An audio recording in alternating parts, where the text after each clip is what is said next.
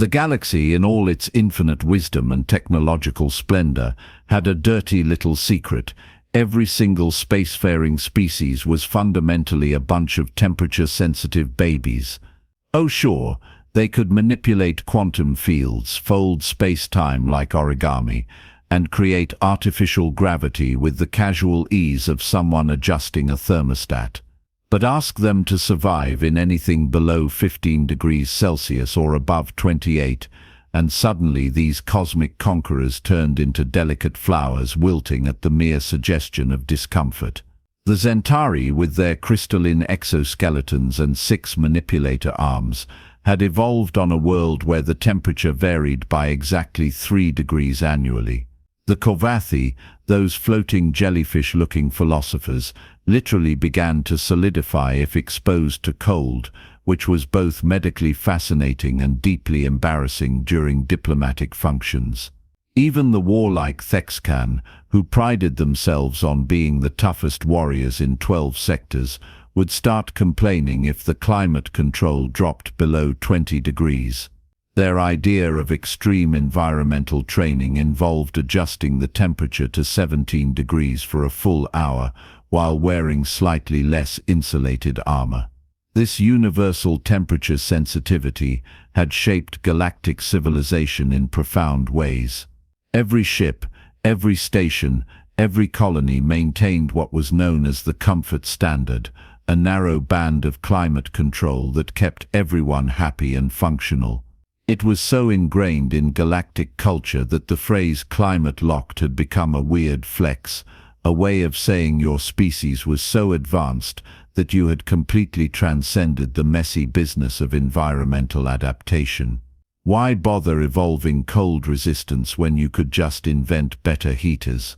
Which made the Frost 4 assignment such a spectacular problem. Commander Vexthor of the Zentari Colonial Defense Force stood in the briefing room aboard the GCSS Harmonious Venture, looking at the holographic display of Frost 4 with the enthusiasm of someone being asked to vacation inside a supernova.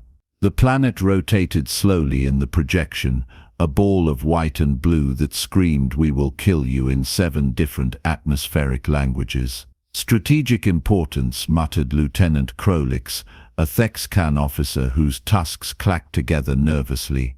They always say strategic importance right before they send you somewhere horrible. The Helicon corridor passes within 0.3 light-years of this system, Vexthor explained, his translator converting his crystalline chiming into something approximating resigned authority. Whoever controls Frost 4 controls the fastest trade route between the outer colonies and the core worlds. We establish an outpost, we maintain a presence, we ensure that certain rival factions do not establish a presence first. And we freeze our various appendages off in the process, added Science Officer Plix, a Korvathi whose bioluminescent tendrils flickered with anxiety. Surface temperature averages -40 degrees Celsius. -40. That is not a temperature. That is a theoretical concept that should not exist in practical reality. Which is why we are bringing the Mark V environmental sustainment systems, Vexthor said, gesturing to another hologram that showed their base design. Redundant heating, triple insulated habitat modules, enough thermal generation to keep a small sun jealous. We will be perfectly comfortable. For 6 months, Hrix said. 6 months on an ice ball while our replacement systems are fabricated. I joined the military for honor and glory, not to become a fancy icicle. Vexthor was about to offer some inspiring commander-type reassurance when the briefing room door hissed open. Every head, crest, and sensory apparatus turned to observe the newcomer, and a collective confusion settled over the room like fog. The human walked in carrying a duffel bag that looked like it had survived several wars and possibly a few natural disasters. Lieutenant Marcus Hendricks, according to the personnel file that had arrived approximately 14 minutes before he did, was a last-minute addition to the expedition. Some bureaucratic shuffling at high command, a diversity initiative, a quota that needed filling. Who knew? Humans were relatively new to the galactic stage, barely 3 decades into their membership, and most species still were not entirely sure what to make of them. Lieutenant Hrix, reporting for the Frost 4 expedition, the human said, setting down his bag with a thud that suggested it was either very heavy or contained something that should not be in standard luggage. "Yes, welcome," Vexthor said, trying to hide his confusion. Humans were odd-looking, with their bilateral symmetry and limited limbs and those weird internal skeletons. "We were just reviewing the environmental challenges. The thermal system should keep us all quite comfortable, despite the extreme cold." "Cold?" Hrix looked at the hologram, squinting. -40. "Oh, that's not bad. I did a winter deployment in northern Canada that hit -50 with wind chill. Builds character." The room went silent. Plix's tendrils stopped flickering entirely. "You voluntarily went to a place that cold?" Hrix asked slowly. "Well, orders, but yeah. Cold weather training is pretty standard back home. You learn to deal with it." Hrix shrugged, which was apparently a human gesture, for this is not a big deal. "Why are you all looking at me like that?" "Fascinating," Vexthor said, in the tone of someone discovering that their new colleague might be clinically insane. "Well, we depart in 6 hours. Please ensure your equipment is properly stored." As Hrix left, Vexthor noticed the human had left the duffel partially unzipped. Inside, he could see what looked like fabric, some kind of cutting tool, and several packages of dried plant matter. Strange, but then again, humans were strange. Probably some cultural items. Harmless. He would remember this moment later, with the bitter clarity of hindsight. The landing on Frost 4 went smoothly, which should have been everyone's first warning that the universe was setting them up for something cosmically hilarious. The harmonious venture deposited their prefab base modules. The Mark V and environmental systems hummed to life with reassuring efficiency. And within 4 hours, they had a fully operational outpost, maintaining a pleasant 22 degrees Celsius, despite the howling frozen wasteland, literally one wall away. "See?" Vexthor said, during the first night's status meeting. "Perfectly manageable. In 6 months, we will look back and laugh at how worried we were."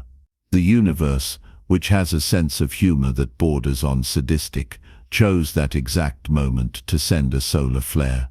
Frost 4's star was technically classified as stable, which in astronomical terms meant it only occasionally hurled massive bursts of electromagnetic radiation at its planets instead of doing so constantly.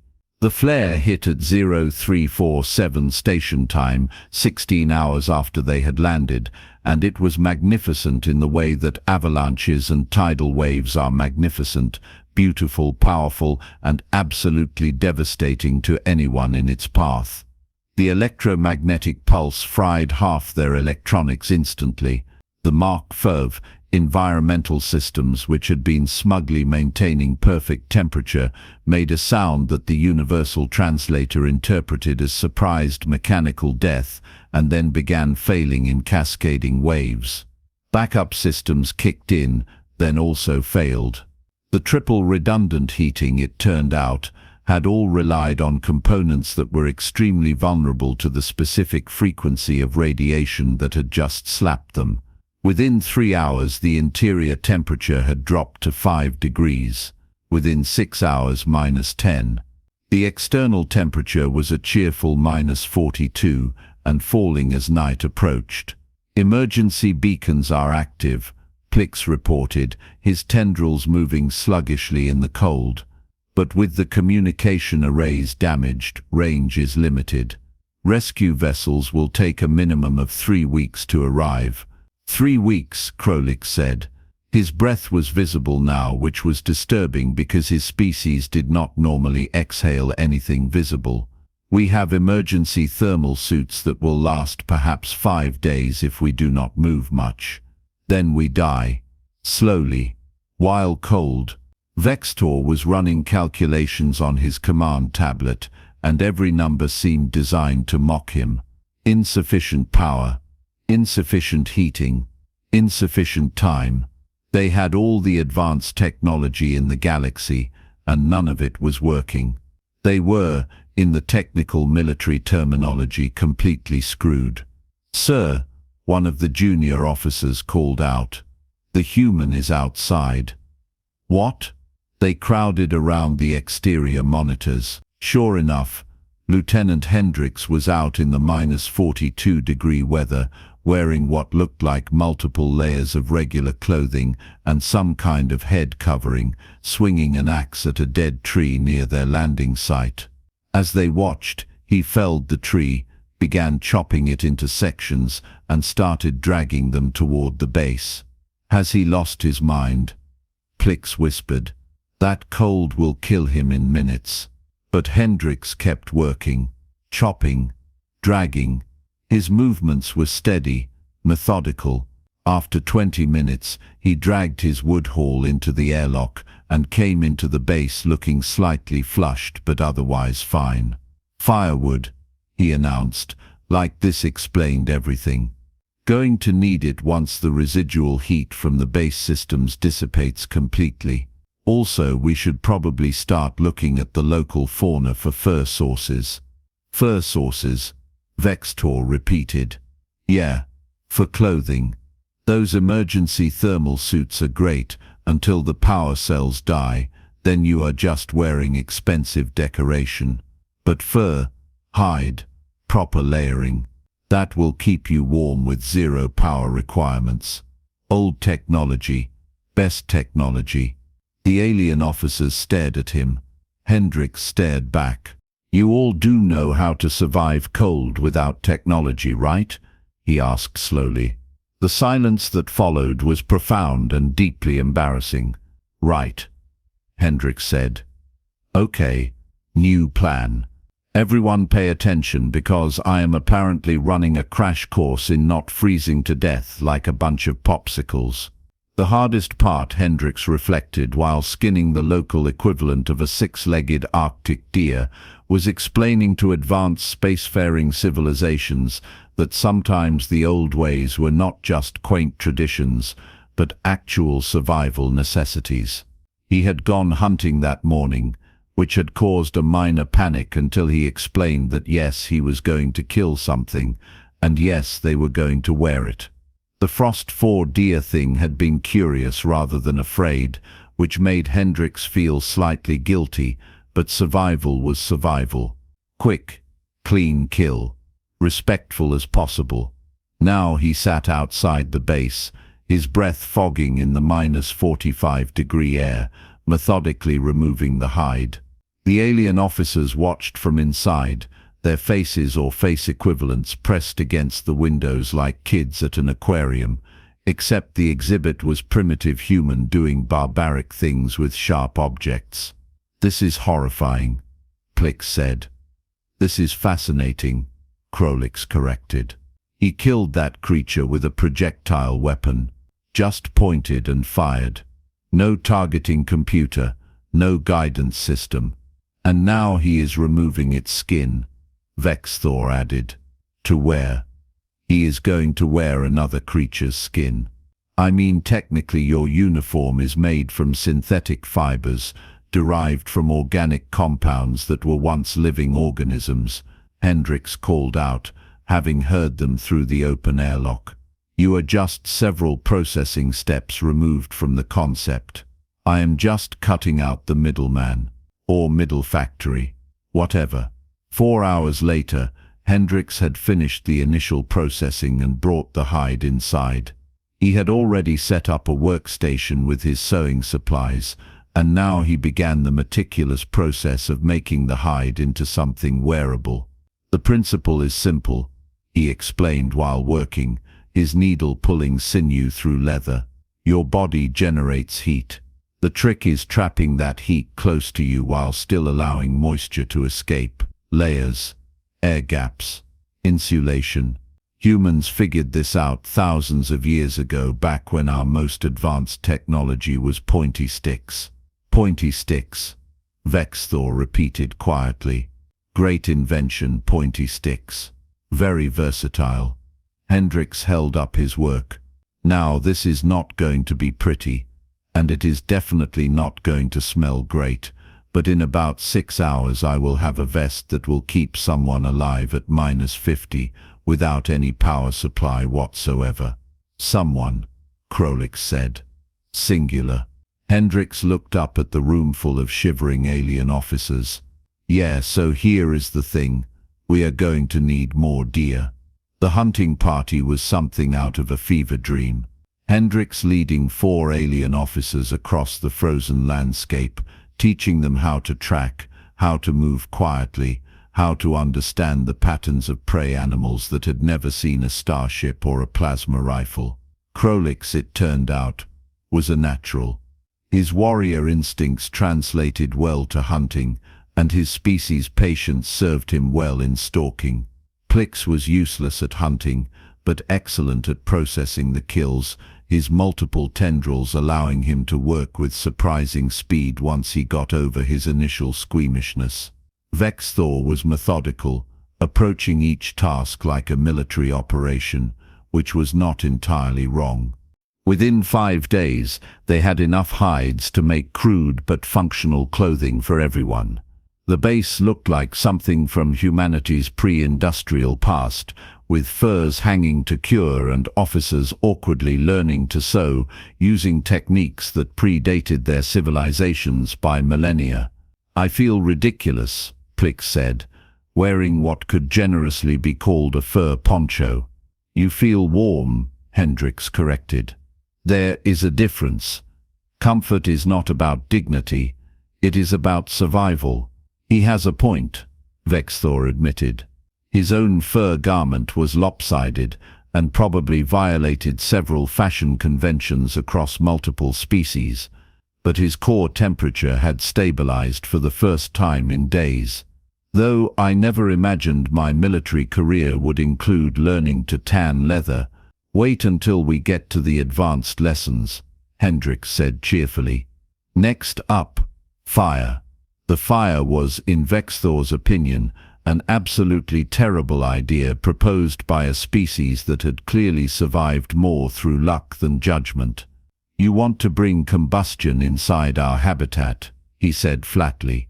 Controlled combustion, Hrix corrected. Arranging stones in a circle in what used to be their conference room. Humans have been doing this literally since before we developed language. Fire, heat, cooking, social bonding. It is like the foundation of civilization. It is also incredibly dangerous, Hrix pointed out. My people have religious restrictions against open flame. Fire, that consumes, is literally one of our 3 primordial fears. Well, your other option is freezing to death, so maybe we can negotiate with the primordial fears. Hrix had dragged his chopped wood inside, along with kindling and some dried moss he had found. Besides, once you experience sitting around a fire, trust me, your perspective shifts. The first flame was tiny, a small curl of orange that seemed impossibly bright in the dim base. Then it grew, feeding on the kindling, spreading to the larger wood. Heat radiated outward in waves, real heat, primal heat, the kind that touched something deep in the evolutionary memory, even of species that had never used fire. The alien officers approached slowly, cautiously, like prey animals investigating something that might eat them. It is warm, Hrix said, stating the obvious with the wonder of someone discovering something revolutionary. It is alive, Hrix whispered. The flame moves, breathes. I can see why my ancestors feared it, and why yours befriended it.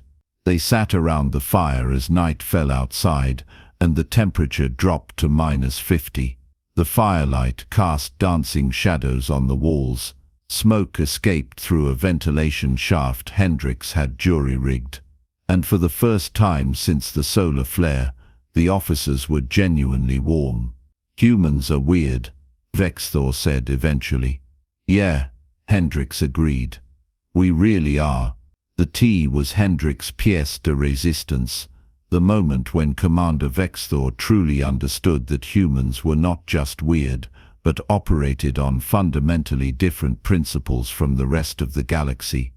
Hrix had taken a metal container, filled it with snow, and was heating it over the fire. Inside the melting snow, he had placed a small mesh bag filled with dried leaves from his personal supplies. "What?" Vexthor asked. "Are you doing?" "Making tea," Hrix replied. "Hot beverage, good for morale, good for warmth, good for the soul. Trust me on this. You are heating water to drink it hot," Hrix said slowly. "Yeah, we drink nutrient solutions at ambient temperature. Always. The idea of heating them has never occurred to anyone in the 3,000 years my species has had spaceflight. Well, your species has been missing out." Hrix poured the steaming liquid into cups he had fashioned from carved wood. "Here, try it. Careful, it is hot." Vexthor took a cup, his crystalline manipulators clicking uncertainly. The liquid inside was brown and steaming, and smelled faintly of plants. He brought it close to his sensory apparatus, which was not exactly a mouth, but served similar purposes. The first sip was a revelation. Heat spread through his system, but not just physical heat. There was something else, some chemical compound in the plant matter that created a sense of calm, of alertness, of comfort. It was like drinking warmth itself, distilled and flavored. "This is," he searched for words, "this is actually incredible." "Right." Hrix grinned. "Humans have been drinking hot beverages for thousands of years. Coffee, tea, hot chocolate, mulled wine. We figured out pretty early that sometimes the solution to cold is not just external heat, but internal warmth." They sat around the fire, drinking tea, wearing furs they had sewn themselves, in the middle of a frozen planet that should have killed them all. And somehow, against all logic and galactic standards, they were not just surviving, but almost comfortable. "Let me get this straight," Hrix said, on his third cup. "Your species developed complex survival techniques for environments that should be uninhabitable, not because you had to, but because your planet just has those environments naturally." "Earth's got a bit of everything," Hrix confirmed. "Deserts, jungles, frozen tundras, mountains, swamps. Humans spread to all of them before we even invented writing. We are, and I say this with all humility, absolutely ridiculous when it comes to environmental adaptation. You did not conquer the cold," Vexthor said quietly. "You befriended it, made it part of your culture. This fire, these furs, this hot beverage, they are not just survival tools, they are traditions." "Exactly." Hrix raised his cup. "To traditions, and to not dying." "To not dying," the officers chorused, raising their own cups. The next 2.5 weeks passed in a strange blur of cultural exchange and survival training. Hrix taught them how to maintain the fire, how to repair their fur garments, how to find and process food, how to read weather patterns, how to build windbreaks, and insulate their living spaces with nothing but local materials. The alien officers, in turn, taught Hrix about their cultures, their technologies, their ways of thinking. They debated philosophy around the fire, compared military tactics, shared stories from their homeworlds. Hrix demonstrated Thexcan combat techniques, which mostly involved hitting things very hard. Hrix explained Korvathi mathematics, which involved colors instead of numbers, and gave everyone a headache. They became, against all probability, a functional unit, not despite the hardship, but because of it. When the rescue ship arrived on day 23, Commander Zexler of the GCSS Benevolent Dawn expected to find either corpses or desperate survivors clinging to the last dregs of emergency supplies. Instead, his landing party discovered the outpost officers sitting outside around a fire, wearing animal furs, drinking hot beverages, and engaged in what appeared to be a very competitive game involving throwing stones at a target. Commander Zexler approached cautiously, wondering if perhaps the cold had caused some kind of mass psychosis. "Commander Zexler, welcome to Frost 4. Vexter stood, wrapped in furs that made him look like some kind of primitive warrior shaman. The rescue report was 47 pages long and included the phrases highly irregular survival techniques, unprecedented human methodology, and remarkably effective despite violating numerous safety protocols. It was forwarded to High Command, who forwarded it to the Galactic Defense Ministry, who forwarded it to approximately everyone. 6 months later, Lieutenant Marcus Hrix stood on the parade deck of the GCSS Unity's Promise, wondering why he had been summoned for a formal ceremony. He was back in proper uniform now, freshly pressed and regulation compliant, though he had kept some of the furs as souvenirs. Lieutenant Hrix, Grand Admiral Crixnall announced, his multiple voice sacs resonating with official importance. "For your exemplary service in maintaining operational readiness during the Frost 4 emergency, and for introducing survival techniques that have subsequently been adopted into standard training protocols across all branches of the Galactic Defense Force, you are hereby awarded the Star of Adaptive Excellence." Hrix accepted the medal, which was shaped like a snowflake because someone in the decoration committee had a sense of humor. Furthermore, the Admiral continued, "You are appointed as Chief Instructor of the newly established Environmental Survival Training Program. Effective immediately, all officers assigned to non-standard climate zones will undergo mandatory instruction in what is now officially termed traditional adaptive techniques," which was, Hrix reflected, a very fancy way of saying learning to sew furs, build fires and brew tea. In the audience, Commander Vexter sat with the rest of the Frost 4 survivors. They were all there, having requested leave specifically to attend this ceremony. Krolix had even worn one of his fur vests under his dress uniform, claiming it was more comfortable than regulation thermal wear. "We are never going to live this down," Hrix whispered. "Every advanced species in the galaxy now taking lessons from humans in primitive survival." "Good," Vexter replied. "Maybe it will teach us some humility. We got so focused on technology that we forgot the basics. We became climate-locked, dependent, soft. The humans never forgot. They could not afford to." After the ceremony, there was a reception. Hrix found himself surrounded by curious officers from a dozen species, all wanting to know about Earth, about human history, about how exactly one goes about tanning leather. Eventually he escaped to a quiet corner with a cup of tea, proper tea, from the station's replicator, which was good, but somehow not quite the same as what he had brewed over a fire on Frost 4. Vexter found him there. The Zentari commander carried 2 cups of tea and handed one to Hrix without a word. They stood together looking out at the stars through the massive viewport. "You know what the strangest part is," Vexter said eventually. "We have been spacefaring for 5,000 years. We can manipulate matter at the quantum level. We can fold space, create artificial gravity, communicate across light years instantaneously. But we never learned to survive a cold night without technology. You humans figured that out with stone tools and animal skins."